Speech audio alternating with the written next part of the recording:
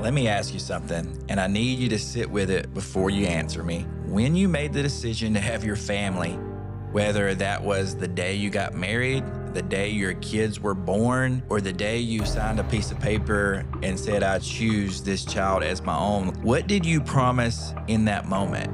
You promised presence, you promised to be there, that you were all in. And somewhere between that moment and right now, for most men, the distance grew.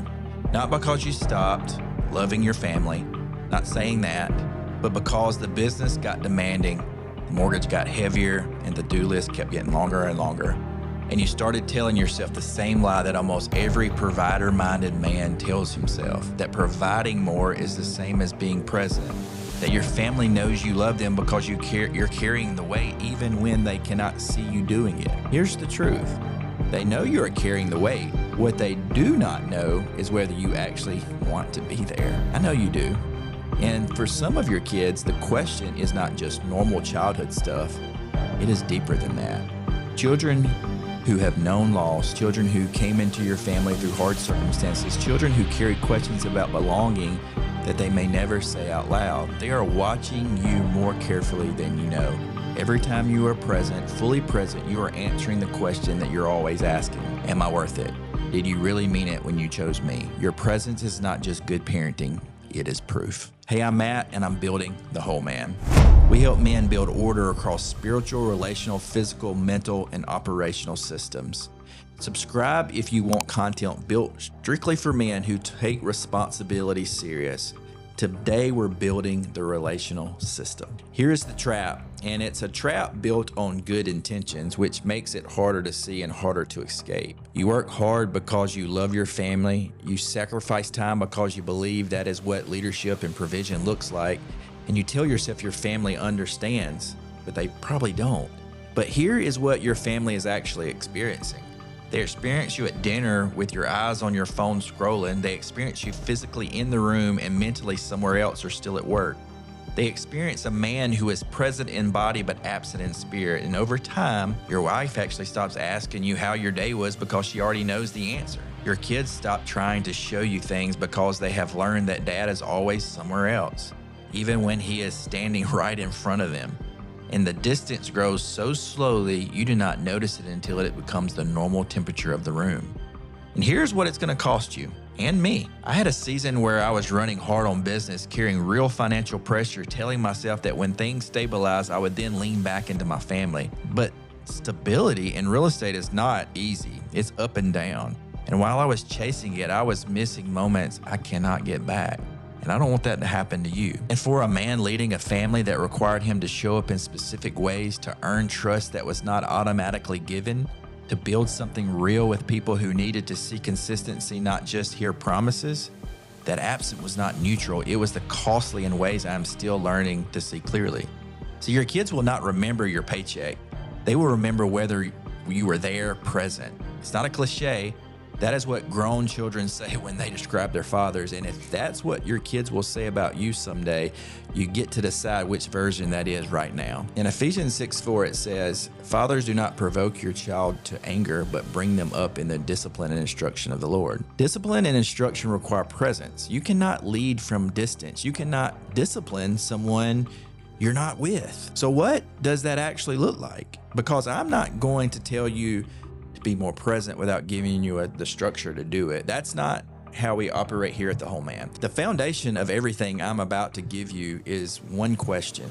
It is the question I came back to more than any other tool or framework I have. And that is, ask your wife every single day. That is 5 words. How can I serve today? And I know that sounds simple, but think about that question, what it actually does. It signals to your wife that you see her, that she is not just managing the house while you manage the career, that you are a team with a shared mission and you are paying attention to what she carries. It tells her that your leadership is not about position or authority. It is about service, which is exactly how Jesus led. He did not lead from a distance. He got close. He washed feet. He laid down his life. That is the model. A man who serves his wife like that does not have to demand respect. He earns it every single day. Husbands, love your wives just as Christ loved the church and gave himself up for her. Ephesians 5:25. So daily, I want 15 minutes with your wife, not watching something together, not scrolling on the phone in the same room. You are looking at her, asking her real questions. How are you doing? What do you need? How can I make today easier for you? 15 minutes of undivided attention changes the temperature of the marriage over time. And also pray with her. And I'm going to make another video about that, about praying with your wife. Another daily thing, 15 minutes with your kids. Get on the floor, ask about their day, and actually listen. Play what they want to play. Let them lead. Be there, not half there, fully there. For children who need to know they were chosen, this is not optional, it's a covenant keeping. Weekly, protect date night. This is a tough one, but restaurants, walk around the block, it doesn't matter. Just be with your spouse. Your marriage needs that protected, so schedule it like you would a client meeting, because it matters more than any client meeting you will ever. Weekly, family devotion. It does not need to be a long or polished. Just read a verse, talk about it, pray over your kids.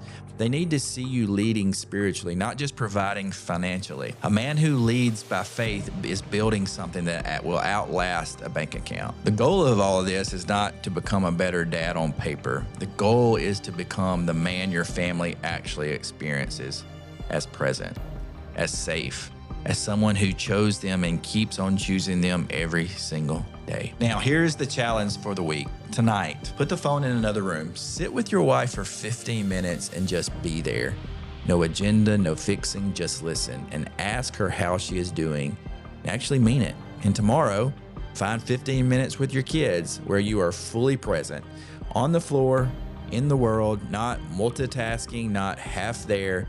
And every morning this week, ask her the question, how can I serve you today? Do that for 7 days and watch what happens. Watch how your wife responds when she realizes you are actually paying attention.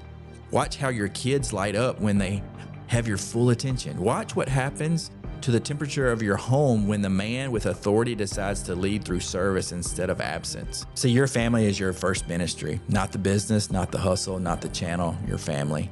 And if you are a man who made a specific declaration over specific people, if you stood in front of a judge or a caseworker or a pastor and said, I choose these children as my own, then your presence is not just leadership. It is the daily proof that it meant what you said. So lead them well, because they are counting on you. All right, if you've made it this far, subscribe for the next video where we break down the physical system, why your body matters to God, and how to build the discipline to steward it well.